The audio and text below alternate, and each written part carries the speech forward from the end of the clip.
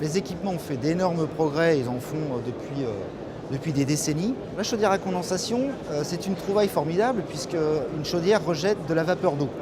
Cette vapeur d'eau, bien évidemment, est chaude. Elle est retraitée dans la chaudière, c'est-à-dire qu'on va réutiliser la chaleur de ces fumées pour chauffer l'eau à la place du gaz. Les chaudières à condensation ont des rendements de l'ordre de 100%, voire plus.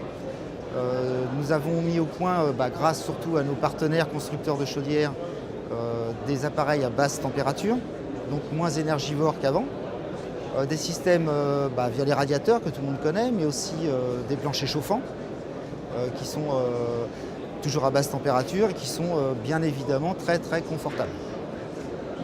Maintenant au niveau de l'eau chaude sanitaire, les chaudières ce ne sont plus des gros ballons d'eau chaude comme on a pu connaître par le passé.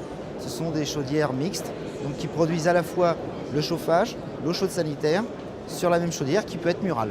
Ce que l'on propose et ce que l'on préconise surtout, c'est de la régulation thermique. Pourquoi ? Tout simplement parce qu'une maison, lorsqu'elle n'est pas habitée, il n'est pas utile de la chauffer. Donc ce qui est préconisé, et en relais bien entendu de nos partenaires installateurs, c'est tout ce qui va être thermostat d'ambiance, robinet thermostatique, qui va permettre de baisser la température des pavillons lorsqu'on n'a pas besoin de la chauffer. On peut en plus les régler, on peut faire tout ce que l'on veut avec, on peut les programmer, très important. Pour les gens qui travaillent la journée, c'est important. On baisse automatiquement la note. La facture est baissée automatiquement. Le gaz naturel, c'est aussi une énergie qui se fera rare, sans doute, à un moment de l'évolution naturelle. C'est une denrée, c'est comme le pétrole. On sait qu'aujourd'hui, on a à peu près plus de 60 ans devant nous de réserve de gaz. Mais on sait que c'est une énergie qu'on doit économiser, on ne doit pas la gaspiller.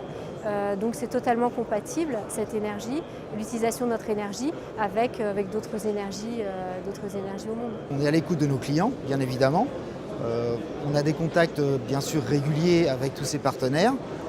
On les incite bien évidemment à aller vers le client, à avoir une démarche commerciale et surtout, et là ils sont quand même très forts au niveau des fabricants de chaudières, d'améliorer rapidement leur technologie. On a des futures chaudières qui arrivent sur le marché qui vont bientôt fabriquer de l'électricité par exemple.